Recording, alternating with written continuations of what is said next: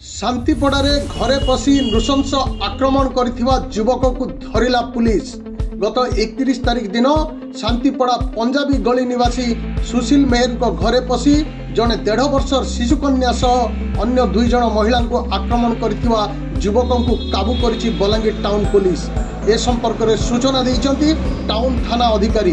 गत 1 तारिख दिन अपराह्न 2टा समय सुशील मेहर को भाई शेषदेव मेहर टाउन थाना रे अभियोग करथिले जे गत 31 तारिख संध्या प्राय 6 घंटा समय सुशील मेहर घरे नथिबा समय स्वाधीन साहू तांको घर को पशि सुशील को पत्नी ममता भौणी आराधना एवं 1.5 वर्षर शिशुकन्या श्रिया को मरणांतक आक्रमण करने सह गडरेज भांगी सुना और टंका नहीं फेरार हो जाते।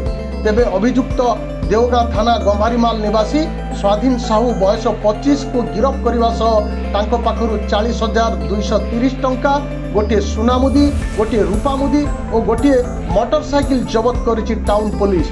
तेबे अभियुक्त को दफा 452, 323, 307, 394 भाद आ अनुसार अरेस्ट करा जाई मान्यवर अदालत को सम्मुख में हाजर करा जाइथिबा सूचना रे कहा जाइछि। इंस्पेक्टर राजेंद्र कुमार बेहेरा एही घटना तदंत दायित्व ग्रहण करिसंती।